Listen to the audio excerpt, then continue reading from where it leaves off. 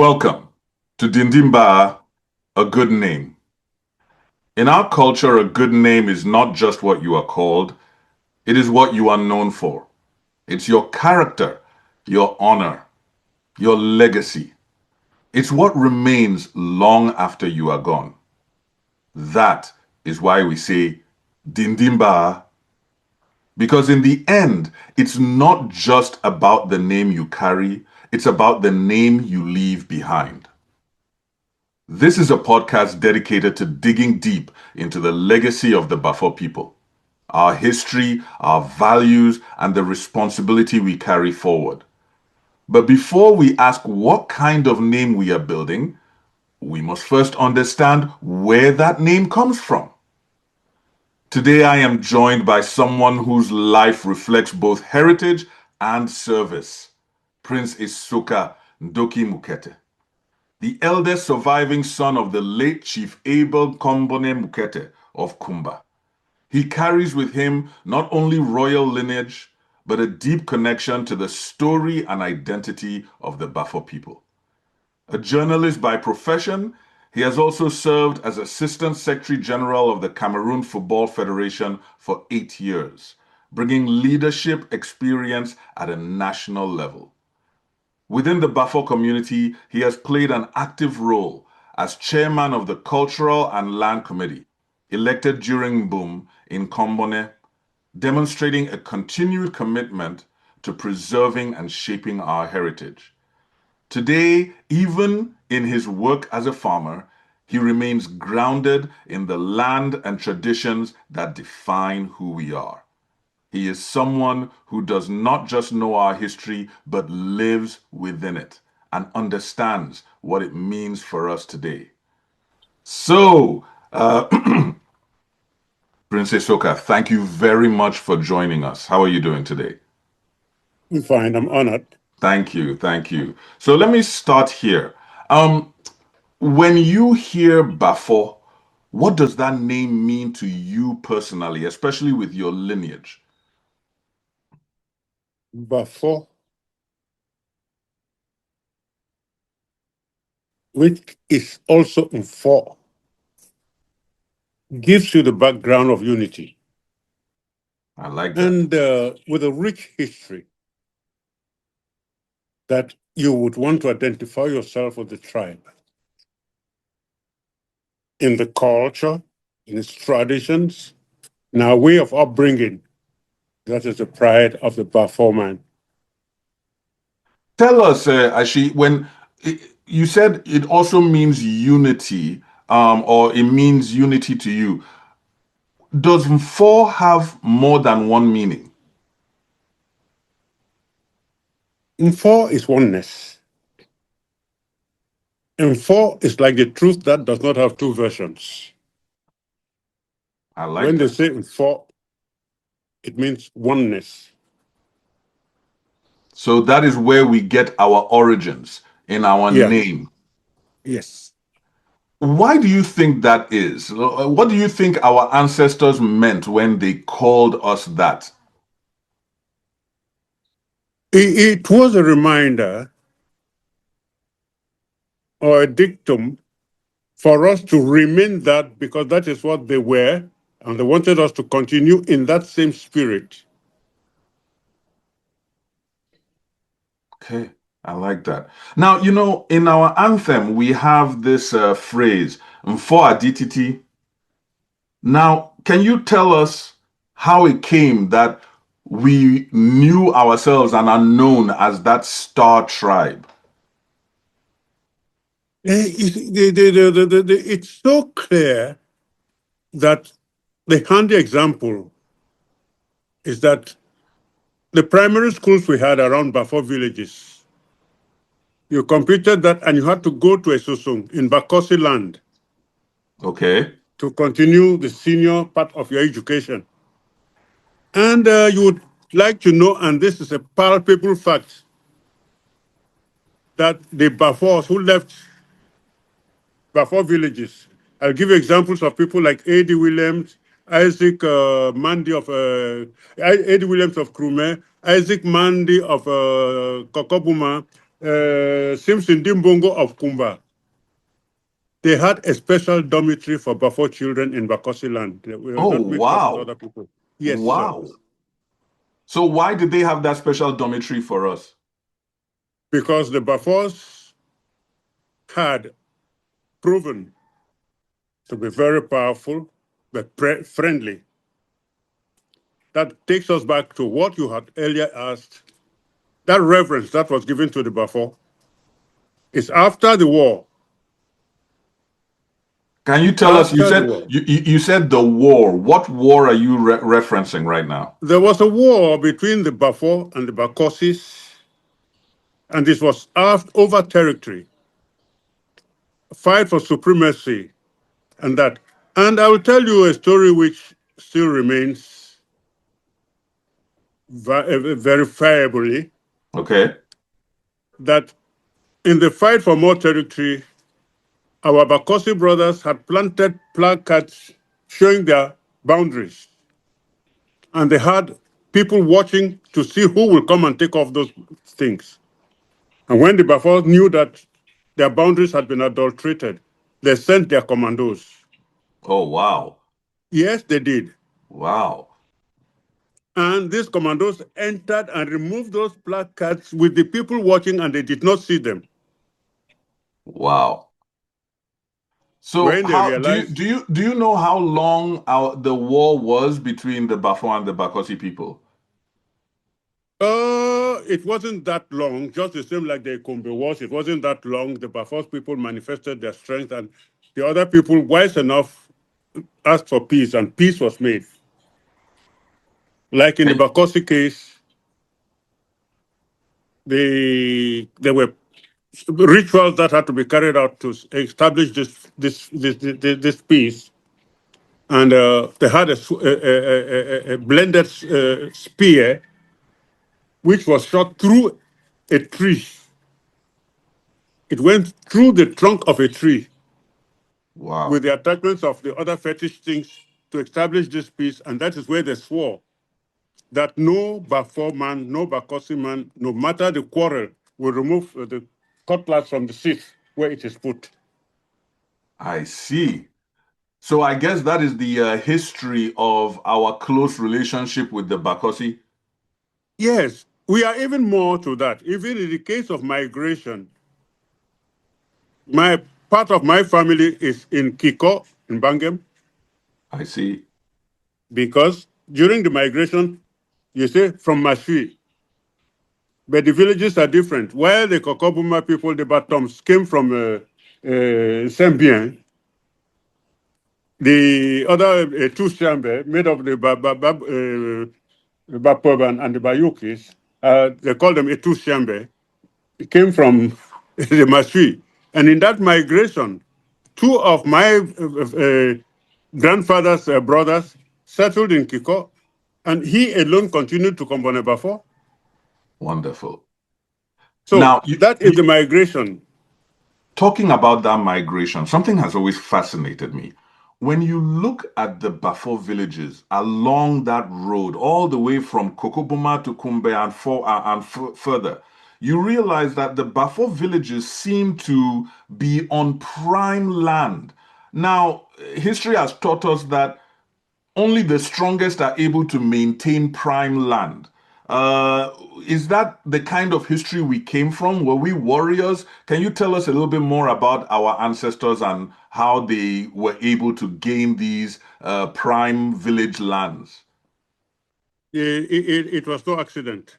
They were warriors, but very accommodating. What do you mean by Very accommodating? accommodating. No, they allowed other people to live with them. And in their rituals, they asked for three things: strangers to come so that the community should develop, birth, and food to take care of the community that has developed. Those are the three things, the three prayers our forefathers made, pouring their libation. That is so interesting. Is that where we get our mantra, Mulata Kundinginia, unity is strength? Yes, mulatako ndi nginya. Mulataku Ndinginia. Oh, Ndi nginya. Ndi. Ah, Ndi, that is ndi, Ndi. ndi. Thank you very Mulataku much. Ndi Nginya. Mulataku Ndi Nginia. Yes, unity is Thank you strength. very much. So, tell us about this unity being strength. Has it actually been our strength inviting others, to share with us and share our land? I mean, some people would say Bafaw has lost a lot because we have invited so many people, into our lands. What would you say to that? Uh, this goes to the bad intentions of the administration and technicians who have bastardized the interpretation of the land law. Before 1972, you had lands under local communities. But even today, when people try to threaten use national land and things like that, if they want to give a school in Kokobuma, the Dio of Konya cannot allocate land. The governor of the Southwest will not allocate land. They will ask the chief of Kokobuma and his council to allocate land. So when you have this contradictory attitude of a greedy administration, you begin to wonder if that is the spirit of the law. I For see. instance, in Kumba, Kumba became that great because our brothers in Manu refused to receive strangers from the Northwest and in Nigeria. They flowed in into Kumba. Those were busy areas, big cities at the time. Mbonga refused to receive Nigerians who were coming into Cameroon. They flowed into Kumba. Then Kumba became that big. And again, the accessibility that when you talk of asylum, when you people boast in the Western world, the Bafour man had known asylum before the white man. We gave it to the Bamilekes who were being chased by the French soldiers as terrorists. And I guess we were rewarded in the sense that Kumba is now such a big town It has because, become that big town where the younger generation of these migrants think they have met a stupid group of persons aided by some greedy administrators, giving them the impression that a Cameroonian, you can settle anywhere, and if you have been long in a place, you have automatically become a citizen and you can do. I mean, I keep asking them, if a tree falls in a stream for the next 1,000 years, will it become a fish or a shark or a crocodile? It will never be. that is a fantastic parable. In fact, talking about identity, one of the things that Bafour are known for, amongst even other tribes, we are known for our staunch pride. Now, the things that you have described would explain why we have that pride, but for you personally, if you were talking to Bafour people, what would you tell them that they need to be proud of in themselves and their culture? They should first of all know their family history. If you go to Kokopuma and you call yourself, I am this, if you do not give the name of your father, you have not been identified. That is true. If I go to a Bafo village, I say I am Esokanja Mamu Sinkambona. I give my father's name, the son of Nkambona. Which Nkambona, which Kambona? I should be able to go further to give my grandfather's name, Mu Kalewuka Akombona. I love that. You see, if you do not give that, if you ask Akwasambi here, he will give you that same introduction. Akwanja, Akwasambi, Munja, you must give your father's name. I love that. I love So that. the younger generation comes up, some of them do not even know the names of their grandfathers, which is regrettable. Yes, this is the truth. I've asked a few here in Cuba, they don't know. Who is your grandfather? I don't know. It is shameful. Go to the drawing board, get there, ask a few elders. We are losing them that fast. My dear brother, if you come to Kumba, we are elders now. Where you will not see me at 79 being an elder in any other village. I will still be a very young man. But in Wow. Kumba or Bafaw villages, that is the limit we have. The Wow. oldest now will be 80, 90. Wow. Yeah, so if the children don't go through that painful thing, and I am here talking to Akwasambi is here, he's my relative. I am not from Ikiliwindi, but we are related because of that migration. We belong Now, to the same family.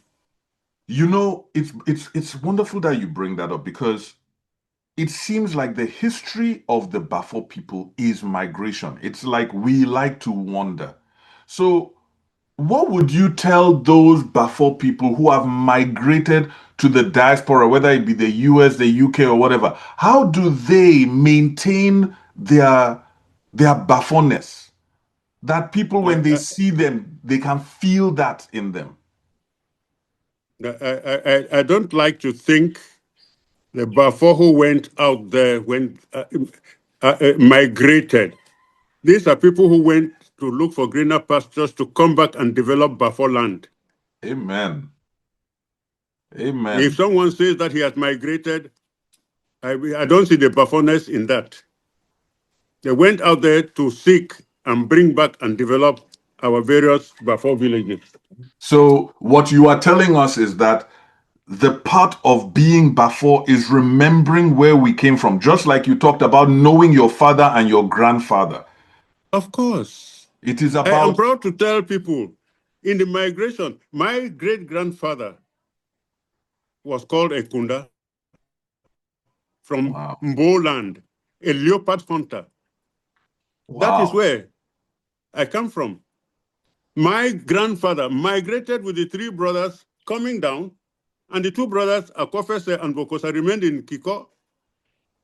And then he came to Kombonebafo. And you would like to know that Kumba, Deka, and Janga are the last three villages that ended up the migration. that is While the wonderful. Mambanda up to Kokopuma had chiefs, Kumba did not exist.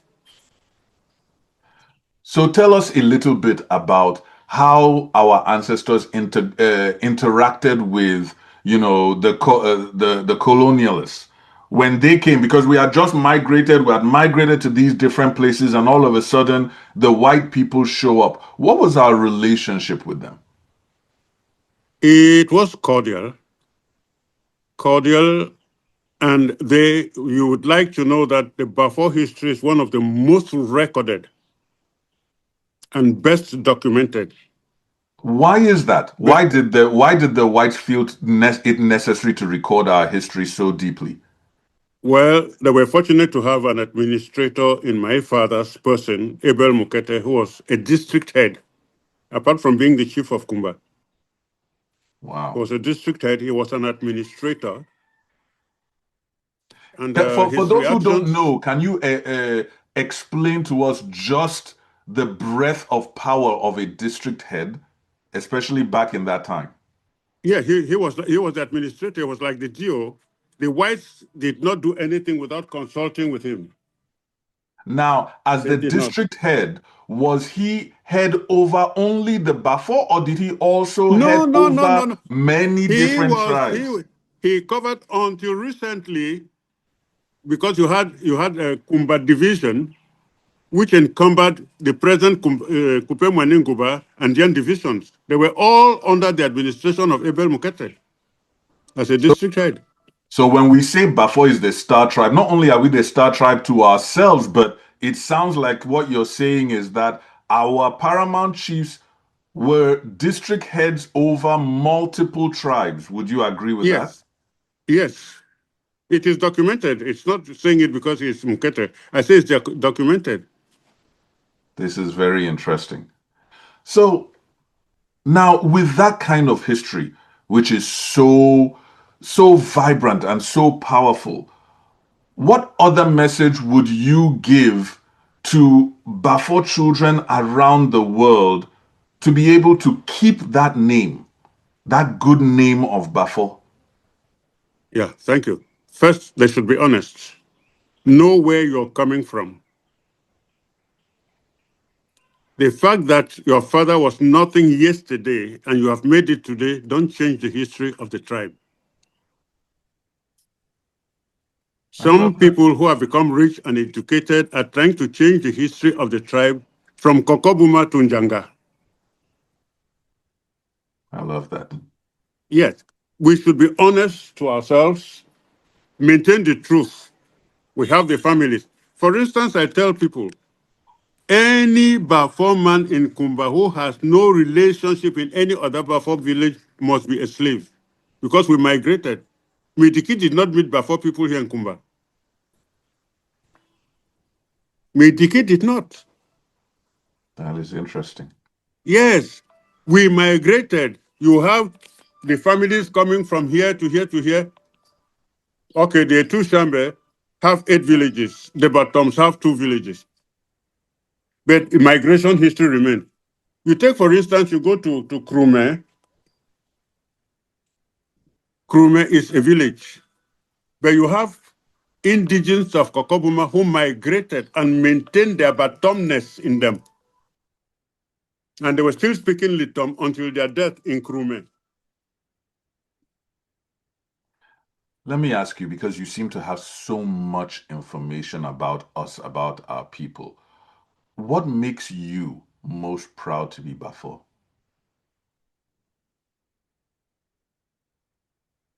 That oneness, that unity that used to be, being a brother's keeper was a Bafaw spirit. I'll That was end it. with I'll end with this. You use the term was a Bafaw spirit. Do you not It think it has is a changed. Bafaw spirit now? It has changed drastically, and that is why we are so weakened. So our Weakened to the strength would extent come from weakened to returning to the that extent that oneness. a Kumba man is asking a Mambanda brother, what are you doing in Kumba? A Bafo man in Kumba considers his brother from Mambanda a stranger. Whereas when the wars were on, we had people from all over fighting in the name of the tribe. Tribe. So Our just like leadership too, my father kept up a flame that he made it a duty, visiting all the Bafo villages. That is how I knew what I am telling you because I went around my father. It may interest you to know that my father got me at the age of 86. wow, He was 86 years old. wow. I went round with him. I knew every Bafo village. I slept with almost on the same bed. Not when I sleep, let not people not think that I'm a homosexual. I slept on the same bed with elders in the various villages. I knew them. So I learned. And that is why the performance says if you want to know what is happening in the town when people have gone to the forest, go to where the children are cracking kernels. That's where they say, this man stole this man's plantain or stole this man's flower. In the course of going around with my father, I learned a few things. And that's why I have the pleasure to share. Wow. So I'll end with this. If I understand you correctly, what I'm hearing is that the power is in our name. The name means oneness. And for Bafour people to feel that power, they must return to that name of Yes, oneness. yes. And it's not late. That We just is need to be honest that is very, very powerful. to know that Balemba is a tapper or a hunter. He should be respected as such because he has something to contribute to society, not because he does not have that makes him a non-entity in his own community. Give respect. The man who plays the drums in the village must be respected. The man who composes the songs at ceremonies must be respected. If they are not, we cannot have celebrations. This is fantastic. Again, thank you, Princess Oka. Now, Thank you, my dear son.